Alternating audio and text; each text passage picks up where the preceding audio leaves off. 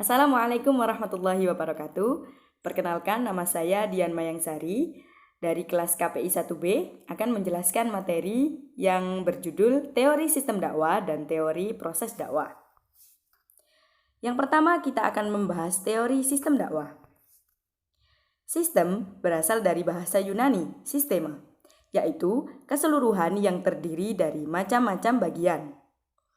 Pada tahun 1960-an, ia telah menjadi sebuah teori dengan nama teori sistem umum atau General System Theory. Kredo pokoknya adalah keseluruhan lebih banyak dari sejumlah bagian-bagiannya atau the whole is more than the sum of parts. Sistem terdiri dari sejumlah subsistem. Setiap subsistem ini juga terbagi lagi dalam sub-subsistem.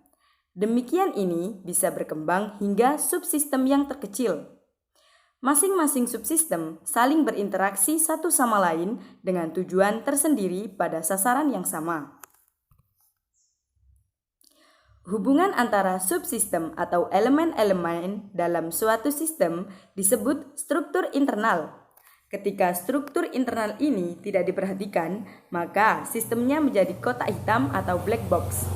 Di luar sistem, ada lingkungan environment yang dapat memberikan pengaruh pada suatu sistem. Batasan antara sistem dan lingkungan disebut boundary. Ada dua proses pengembangan suatu sistem. Morfostasis adalah proses yang membantu sistem berubah dan mempertahankan diri, sedangkan morfogenesis adalah proses yang membantu sistem berubah dan tumbuh berkembang. Sistem sosial adalah suatu pola interaksi sosial yang terdiri dari komponen-komponen sosial yang teratur dan melembaga.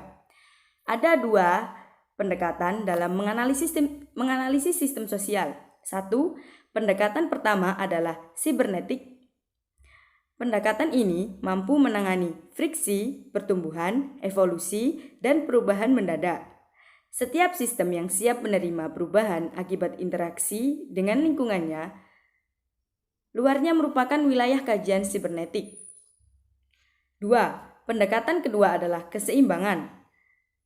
Talcott Person banyak mengembangkan pendekatan ini dalam teori fungsionalisme struktural. Dalam pendekatan ini, keteraturan adalah norma dari sistem. Jika dalam sebuah sistem sosial terjadi penyimpangan atau ketidakteraturan dari norma, maka sistem akan berusaha menyesuaikan diri dan mencoba untuk kembali ke keadaan semula. Ketika dihubungkan dengan dakwah, teori sistem ini membangun koleksitas ilmu dakwah.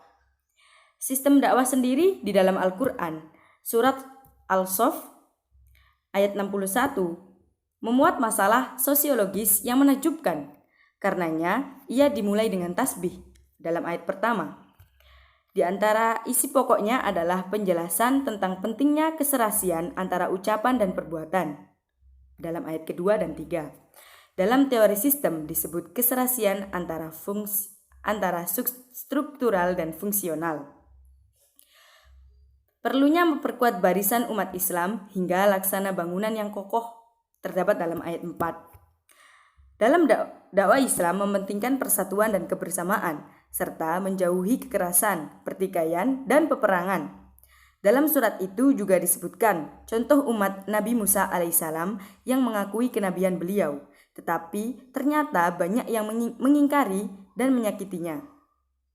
Begitu pula kedatangan Nabi Muhammad SAW juga telah dijelaskan oleh Nabi Isa alaihissalam, tetapi banyak yang mengingkarinya. Meskipun banyak bukti yang telah diungkapkan. Terdapat dalam ayat 6. Allah Subhanahu wa taala membahasakan mereka ingin memadamkan cahaya Allah Subhanahu wa taala dengan mulut mereka. Menurut teori sistem, demikian itu adalah penyimpangan dari keteraturan.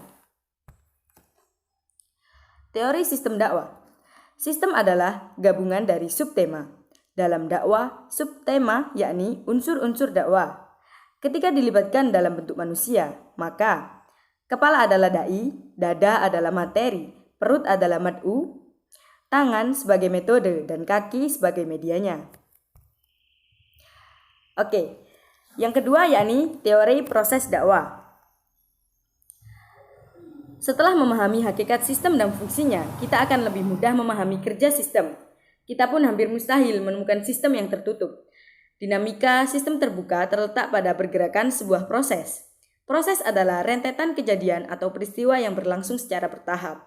Dari sini, kita dapat memahami perbedaan antara tablik dan dakwah.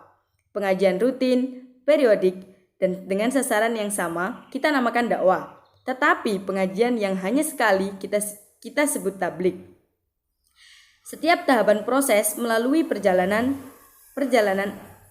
masukan atau input, konversi atau perubahan, keluaran atau output, dampak atau impact, dan umpan balik yaitu feedback. Ada pula yang cukup dengan input, konversi, dan output saja. Pergerakan ini tidak berhenti, tetapi berhenti sebentar pada suatu titik tujuan tahapan. Ini seperti lari estafet yang masing-masing anggota bergantian menerima tongkat dari anggota lainnya. Ia juga seperti roda yang terus berputar dan berjalan sesuai dengan jalan yang dilewati. Roda tahapan proses di atas terus bergulir melalui jalan tujuan proses hingga pada tujuan tahapan tertentu, kecuali sistem menjadi rapuh, rusak, dan hancur. Agar tidak bingung, kita harus dapat mencerna istilah tujuan proses dan tujuan harapan. Dengan adanya tahapan, batasan kajian ilmu dakwah menjadi semakin jelas dan tidak biasa. Kejelasan ruang lingkup memudahkan peneliti dakwah untuk memilih metode penelitian yang tepat. Bagi pendakwah, tahapan membantunya dalam memfokuskan pesan dakwah. Fokus menjadi penting. Demikian pula, peneliti dapat memperdalam masalah penelitiannya hingga memperoleh data yang akurat. Input tahapan terdiri dari masukan utama atau raw input, masukan alat instrumental input, dan masukan lingkungan environmental input. Apapun tahapan yang akan dikelola, ketika bentuk masukan tersebut harus dijadikan kategori. Ada bahan yang berasal dari kemampuan kita dan ada alat, mesin atau manajemen yang kita pilih, dan ada pula bahan yang berasal dari orang lain untuk kita pertimbangkan. Setelah kita memilah bahan-bahan yang menjadi masukan, kita harus menentukan langkah-langkahnya. Dalam sebuah tahapan proses, kita diperkenalkan istilah pendekatan, strategi, metode, teknik, dan taktik. Pendekatan, sudut pandang kita terhadap suatu masalah. Strategi, rencana kita untuk mencapai sesuatu. Metode adalah cara untuk mencapai sesuatu. Teknik, cara yang lebih khusus dalam penerapan suatu metode. Dan taktik, gaya seseorang dalam melaksanakan suatu teknik atau metode. Keluaran atau output merupakan hasil yang telah dicapai. Apa yang dihasilkan tergantung pada apa yang dimasukkan. Masukan utama atau raw input dan keluaran output dapat berupa ide dan materi. Ide bersifat abstrak dan materi adalah konkret. Setiap keluaran akan membawa dampak atau impact, dan dari ide dan materi kita bisa membuat 4 tipe hubungan: input, proses, output, impact. Hasil sebuah proses akan memberikan dampak. Dampak dari hasil proses sebuah sistem memberikan pengaruh pada sistem yang lain. Antar sistem yang terbuka terjadi hukum saling mempengaruhi. Dampak dari sistem yang lain dinamakan faktor lingkungan yang harus diperhatikan oleh setiap sistem bila ingin tetap hidup. Perhatian sistem terhadap lingkungan diarahkan sebagai pertimbangan dalam memberikan masukan atau input. Teori proses dakwah. Proses berarti tahapan-tahapan yang dilalui untuk mencapai tujuan akhir. Dalam berdakwah, maka teori proses dakwah dinilai sama dengan model komunikasi. Wu atau dai, says what berarti materi dakwah, in which channel berarti media berdakwah, to whom makdunya, with what effect adalah metodenya. Terima kasih, cukup sekian penjelasan dari saya, semoga bermanfaat. Wassalamualaikum warahmatullahi wabarakatuh.